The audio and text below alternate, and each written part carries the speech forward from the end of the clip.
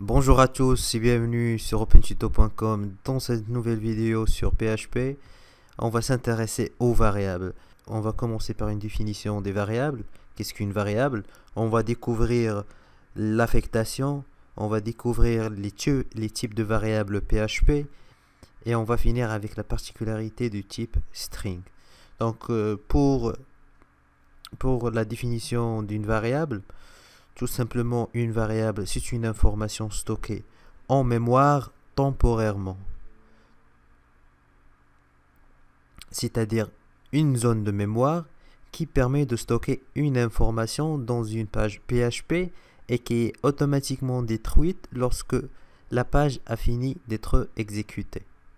Donc, une variable PHP commence toujours par un caractère ou le signe $, suivi d'une lettre, puis d'une suite de lettres ou de chiffres ou du signe underscore. Donc par exemple, je vais définir la variable prénom. Donc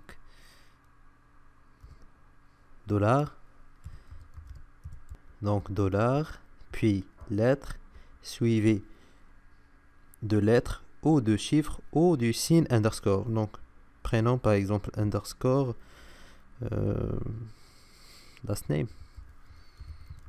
Une variable PHP possède toujours un nom, voilà le nom de notre variable, et une valeur. Cette variable a comme valeur mon prénom qui est Mehdi. Et comme nous avons déjà dit, chaque instruction PHP se termine avec point virgule. Donc qu'est-ce que j'ai fait maintenant? J'ai affecté la valeur Mehdi à la variable prénom underscore last name. C'est le signe égal qui permet d'affecter une valeur à une variable. Donc, il faut savoir une chose, par exemple, je vais supprimer cette partie-là. Si je déclare une deuxième variable P prénom, je vais lui donner par exemple Ali, point virgule. Mais ici, j'ai le P majuscule. J'ai ici un P majuscule et ici le P, c'est minuscule. Pour PHP, ce sont deux variables différentes parce que PHP est sensible à la casse. C'est-à-dire, elle fait la différence entre les minuscules et les majuscules. Donc, je vais essayer d'afficher la première variable prénom avec P minuscule. Et je vais essayer par la suite d'afficher la valeur de la deuxième variable prénom avec P majuscule. Je vais utiliser l'instruction echo que nous avons vue dans la dernière vidéo. Donc je vous laisse le lien de cette vidéo dans la description si vous voulez découvrir cette vidéo et voir comment utiliser cette instruction. Donc ici P minuscule.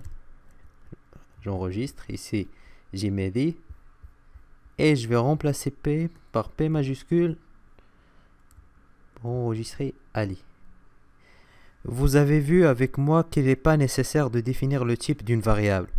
Nous avons uniquement le nom de la variable et sa valeur. Si vous avez déjà une expérience avec un autre langage de programmation fortement typé comme Java, lorsque l'on veut déclarer une variable de type string, c'est-à-dire chaîne de caractères, on doit mentionner le type de la variable. Et si ce n'est pas nécessaire, cela se fait automatiquement par PHP. Par exemple, ici j'ai déclaré la variable prénom et je lui ai donné la valeur Mehdi. C'est une chaîne de caractères. Si je vais essayer de affecter à cette même variable une autre valeur, par exemple 28 qui est mon âge, j'enregistre. Ici, je vais afficher prénom parce que j'ai uniquement une seule variable. Voilà. Cela ne provoque aucune erreur pour PHP. Parce qu'une variable peut donc changer de type.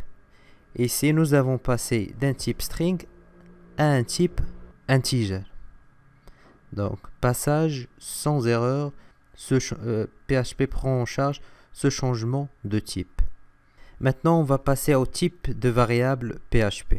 Premièrement, il existe deux catégories de types de variables. Nous avons les variables scalaires et les variables composées. Les variables scalaires, on va commencer avec le premier type qui est le type integer.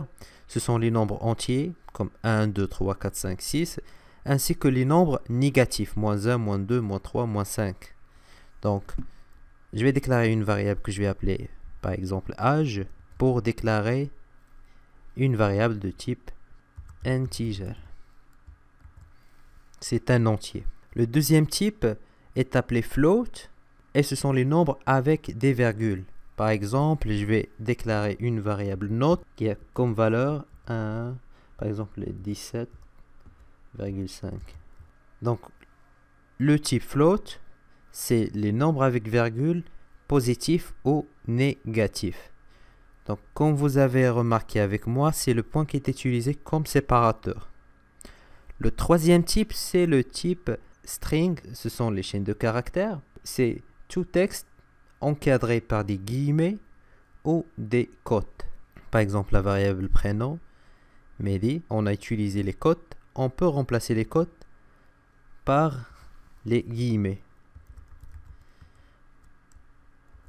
Ça, c'est du type string. Et ça, c'est de type float. Et le dernier type, c'est le type booléen. Ce type n'a que deux valeurs possibles, vrai ou faux. True or false. Donc, par exemple, je déclare la variable est étudiant.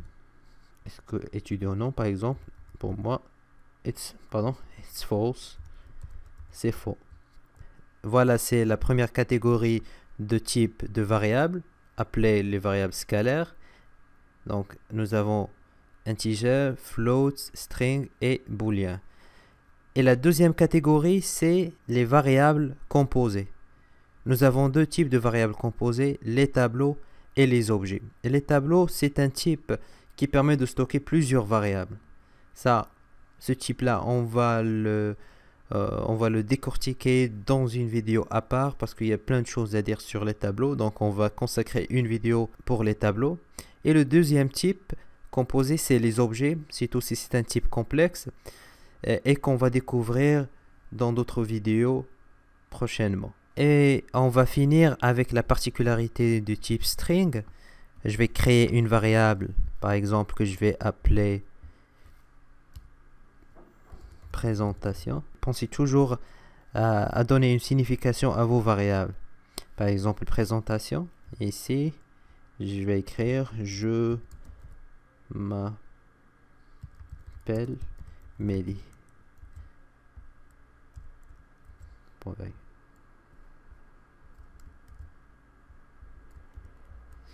Voilà. Ici, il manque l'apostrophe. J'enregistre. J'obtiens une erreur parce que cette apostrophe met fin à l'instruction echo. Mais moi, je veux avoir cette apostrophe dans mon texte. Comment je vais faire pour garder l'apostrophe sans avoir cette erreur-là? Il y a deux possibilités. Soit je vais venir ici ajouter l'anti-slash, j'enregistre et j'obtiens mon texte avec l'apostrophe. Soit je vais remplacer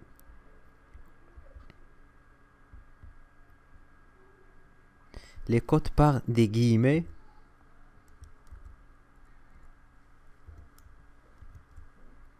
Ici, j'enlève l'anti-slash et j'enregistre. Voilà, je m'appelle Mehdi. Et si par exemple je veux faire apparaître des guillemets dans mon texte, par exemple, je suis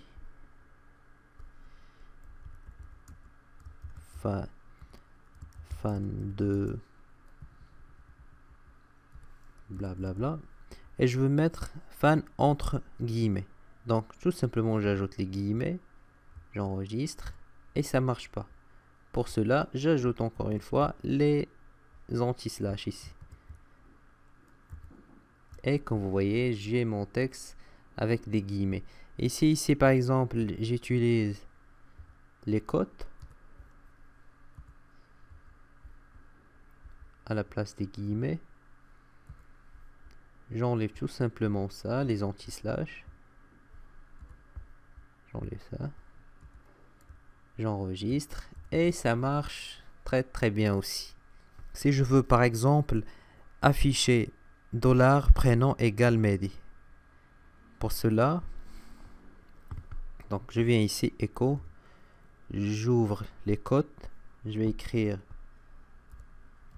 prénom égale prénom.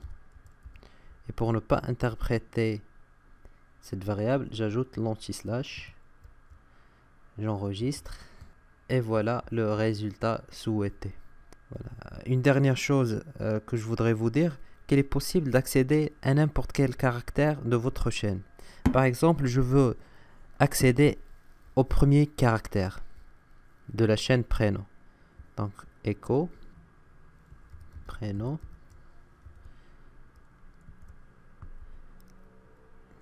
Voilà, j'ai maintenant accédé au premier caractère. Parce qu'il faut savoir qu'en PHP, le premier caractère est à la position 0.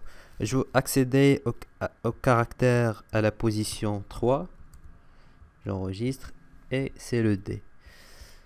Donc voilà, c'est tout ce qui concerne cette vidéo. Si vous avez des questions, n'hésitez pas à les poser sur les commentaires.